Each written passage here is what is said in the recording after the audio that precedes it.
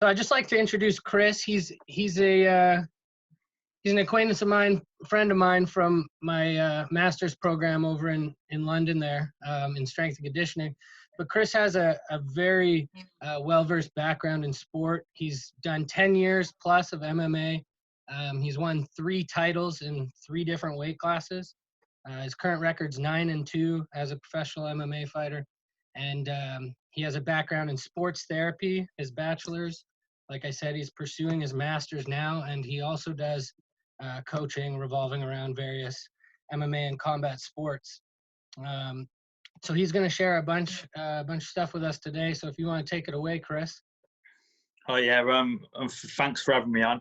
I was having to think about sort of how to go about today, and sort of what I've come up with is I'm going to just go through kind of what kind of happened with my athletic career, and sort of relate that back to some lessons hopefully that you can take away with that.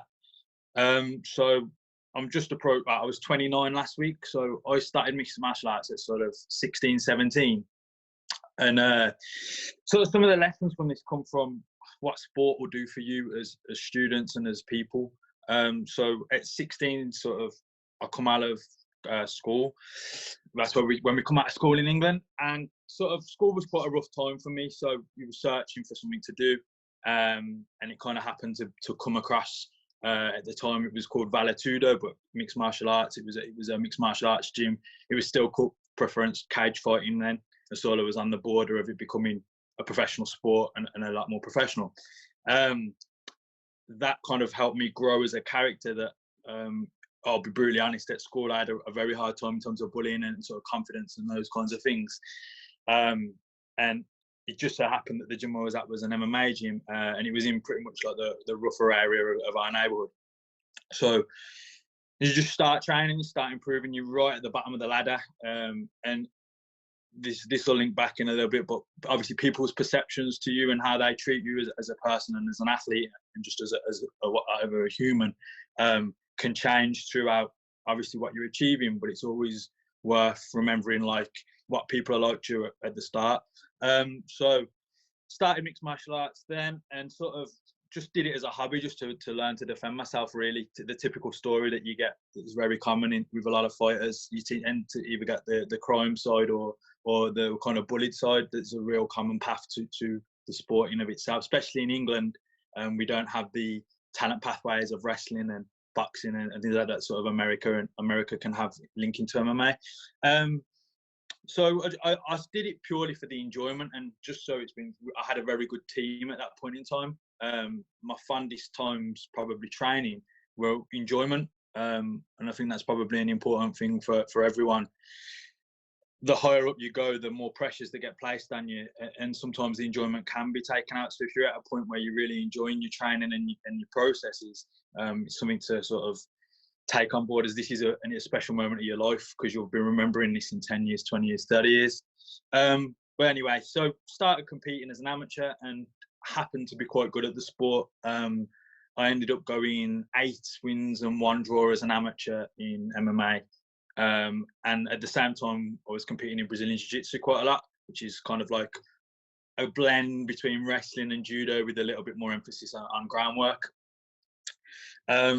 And it just sort of spiraled then. So I was in a position where I got to a point where I was looking at turning professional, and I was working a job at the time. And I haven't really talked about this with many people, but at the point in time when I started getting good at amateur MMA, it was a case of I initially started to prove a lot of people wrong. So I started then hanging around in worse groups and worse crowds and sort of like gang trouble. We have something football violence in England. It's very popular. It's cultural, and with my family ties, there was always a strong relationship with that. So I wanted to prove a point again, and you start, you want to always prove a point. And what it got to a point, I had some problems, sort of trials coming up, and I got off with everything, and I was in the right, believe it or not, I promise you. But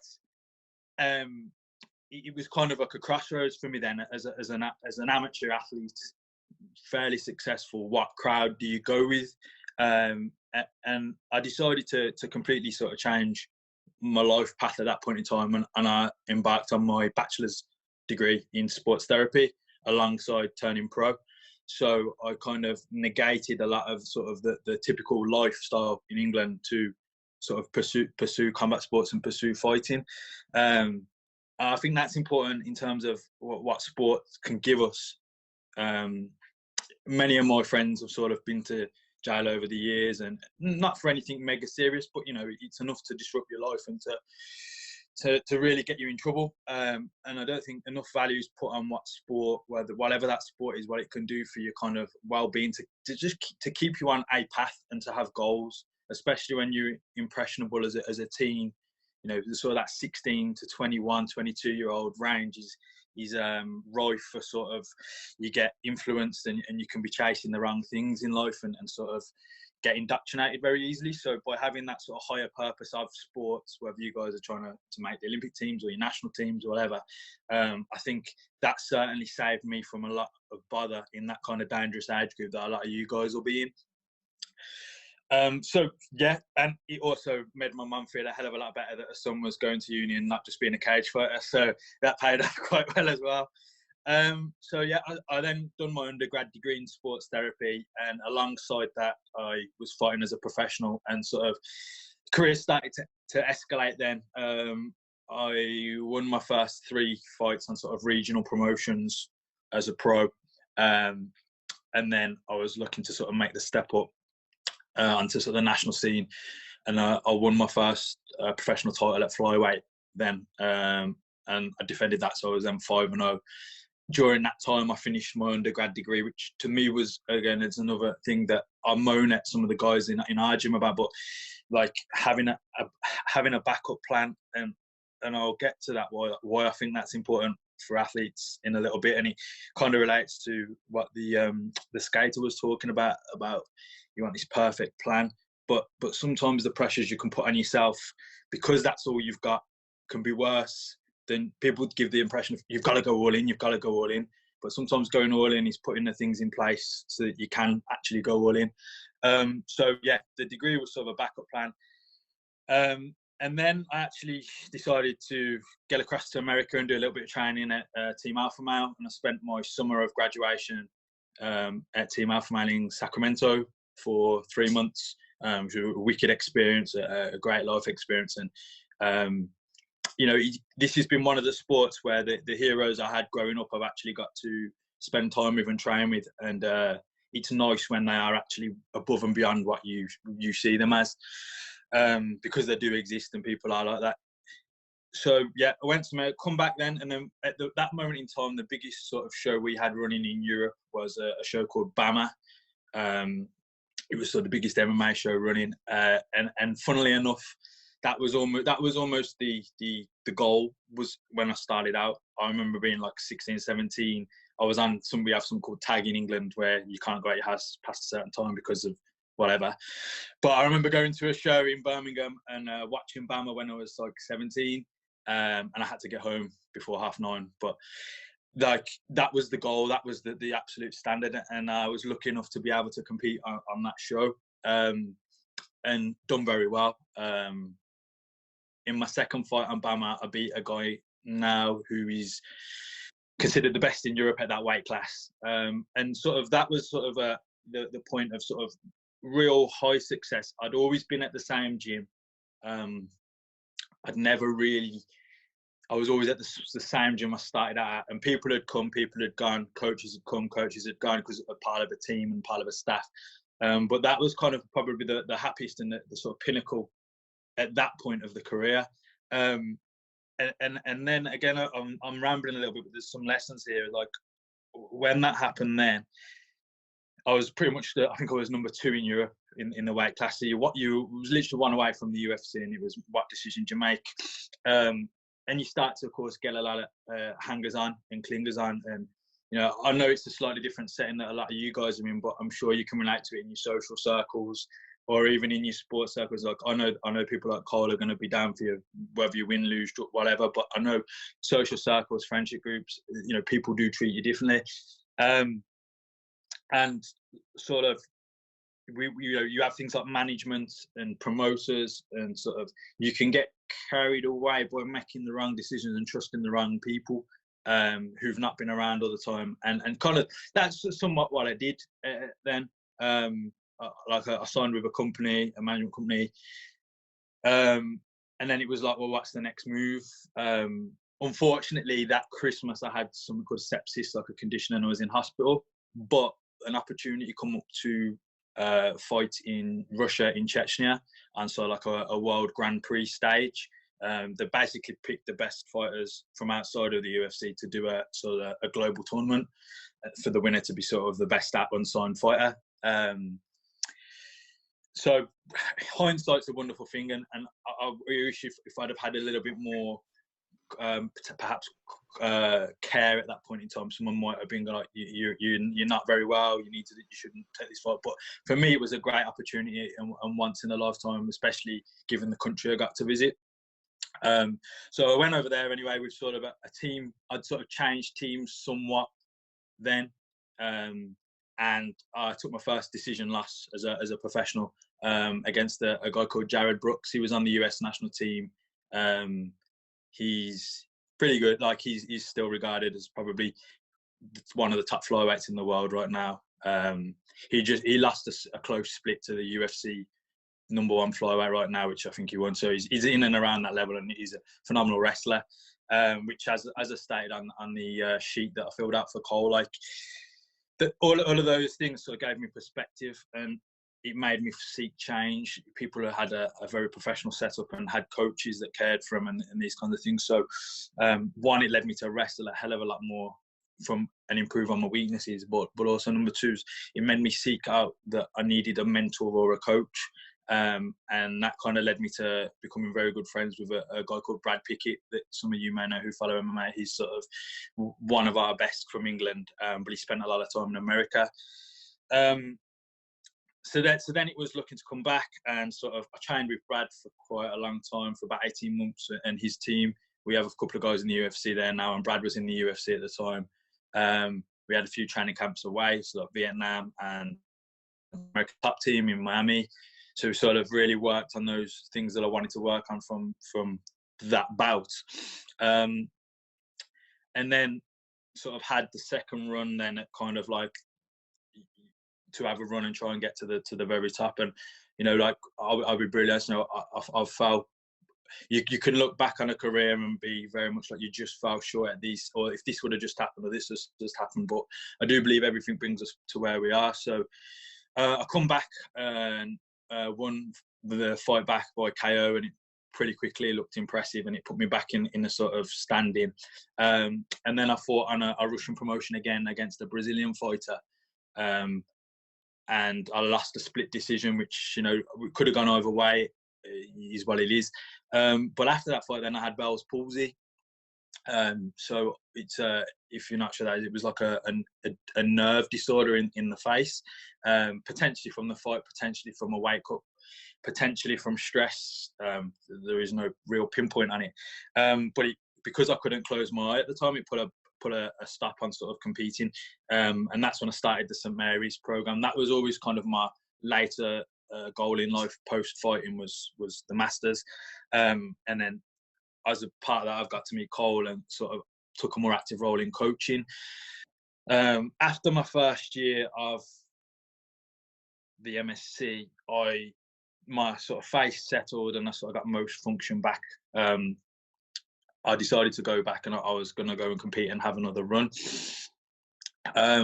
And a gym in Birmingham, basically now in Birmingham, all of the guys who were dotted, fragmented, have kind of all got together under one roof, which has good pros and cons. But I fought last October on Cage Warriors for their #1 contender for their world title, and then their world champ usually gets their sort of like a feeder to the UFC. So I'd be #1 in line. But like I kind of for that camp, I made sure I did everything correct to what I believe to be correct, and sort of made sure processes were in place. And I'm very happy with performance and I beat a very good opponent. But for me now, where I sit, and this is where like I've been speaking to Cole a little bit, is somewhere for me the mindset changed into sort of wanting to coach and help people. I feel like, especially during this sort of lockdown period, it's been a chance to be very reflective on my career and just my life in general, and sort of to be able to be the kind of coach and guide that I would have needed maybe 5 years ago, and I think things could have turned out different. So that's kind of like a story to where I'm at right now. But there's just a few lessons I kind of wanted to that I wrote down. I kind of wanted to make a point of here, and sort of, I mean, and then sort of link it to kind of the S&C and just the role of what athletes are. So I'm sure most of you are kind of aware that we have, obviously, like, there's a general model of kind of, you have your technical and tactical skills, you have your physical prep, and then you have like psychology. And this kind of relates back to what that lady was saying earlier about events. Now, and back to kind of why I think it's important to get your education and get your degree. Now, myself and other fighters at our gym, we have some very high level of top 10 UFC fighters and things like that. And some of us are, you know, the emphasis of all in is a weird one, in that all in means that you give your all, obviously, to your sport, but if you don't set up other conditions of your life, your sport consumes you, and I truly believe it can be a detriment. Obviously, everyone's an individual, but I found this out with the Bell's palsy, and it's quite funny because when I had illness and my training partners were a bit quieter than usual, and no one wanted to be interviewing you, or, you know, because you don't know whether you're going to fight again, that, like, you're no longer a commodity to those people. My friends from 10 years ago were the ones ringing me, are you okay? Are you this, are you that? And I think that's important to know, like, especially while you're an athlete, setting up things like having friendship groups that will let you do your thing. They're not going to try and divert you to do things that go against your sport, but having good friendship groups, having an education and a backup plan. Because if you fighting is a good example, but I'm sure it's applicable in other sports. But if every competition you have is like a job interview or an exam, that's mounting stress upon stress upon stress on you, because you're thinking, and it got to the point for me where my fight was my paycheck to live on. Now all of a sudden that's placing, you know, heavy stress on each fight. Like, and the way fighting works is if I win, I get 10,000. Sorry, I get 20,000. If I lose, I get 10. So I lose 50% of my wages based on the outcome of an opinion. So I feel like if you have an education, it's something I'm trying to hit home to our guys back home, is have backup plans, build other skills and other life skills and other contingencies, so that when the bad things happen, because there will, because good things are going to happen, and hopefully we will become champions. You know, that's the mentality we want. But injuries will happen, losses will happen, things happen. So having sort of a contingency plan of, like, you're more than you're more than just yourself as an athlete. You're a person, right? So if you just view yourself in your whole, and I still struggle with this, so, like, I'm saying it, and it's what I say to the young kids, but, you know, if your whole self-worth is based on yourself as an athlete, on your wins and losses, or that people think you're the man or the girl, and you know, it's fame and little bits like that in a local area are very short-lived, and you're easily forgotten. So building sound infrastructure up, that, look, you're at the point where it doesn't matter on your outcomes, your life's content, and you know you're doing the right processes. When you don't no longer have to worry about what you might lose from an outcome, you're going to be able to actually give your all to the sport and sort of your development. So the 5 things were essentially: sport keeps you out of trouble in your teens, which I 100% believe, and it's probably saved me and my mum a lot of heartache compared to what a lot of my friends have been through. I also believe, like, we want to be continually looking to improve ourselves, but don't always believe the grass is greener, looking for this extra thing. So, you know, and I've been guilty of this myself, as in, you know, we might have great coaches, but so-and-so is doing this extra little thing from another university or another team. Oh, why haven't we got that or this or that? And you're always looking for this greener grass. But quite often, being content with what you have and sort of refining what you have, and Carl probably appreciates with coaching practices. We're talking about it a little bit today in our coaches group, that everyone's always looking to get more. But sometimes the refinement of what you have and what you know is more important than just finding information or finding new things for the sake of it. Some of the more mature athletes will probably be able to empathise a little bit more that, you know what you're good at, and you know refining that is what's going to win you medals. Enjoyment. So if you have a team and you're enjoying training, like, and it's good fun, and you got good communities, like, enjoy it. Like, you look back I look back on my team 8 years ago, and most of us are still very good friends, best friends, even more so than my training partners that I have now. So I think, like, if you're in that position where you have a real good team around you and you're enjoying training, like, savor that moment, because it might not be around forever. And especially when your job your constraints of your job and pressures of your job may change, really, if you're getting enjoyment, like, savor it a little bit.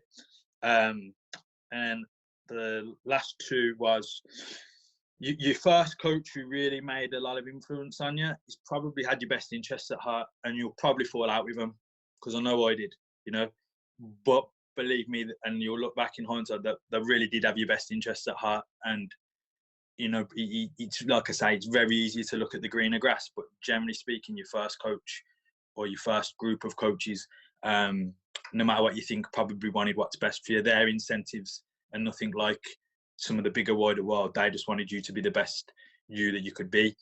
And then the last thing was just the quote I put on my book, and it was the Bruce Springsteen quote. And I truly believe this is, like, you need to be able to, I'm paraphrasing, but you need to go out and compete. Like, this is, like, the most important thing in the world. Like, this is when that cage door locks, or you step on the mat, or you step on the court, or you step on the start line, like, this is the most important thing in your life.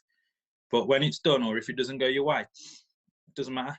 Like, and I truly believe that, like, when you're in the moment, you've got to give your absolute all. Like, I when I was fighting, I used to think, like, I'm fighting to die. I would die here. That was the motive.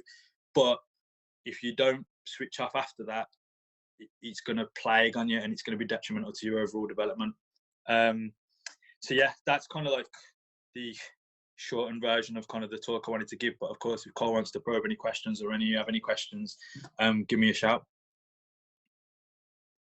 Most definitely. I think I took a ton of notes during that, Chris. I think you had a very rich experience through sport, and now and in the profession as a whole. I'll start off maybe with just a couple of brief questions, but I know we want to break off. So Adrian, interrupt me if I'm taking this the wrong way. But one fun question maybe before we break off is, had a question come up in my chat here about who's your football team?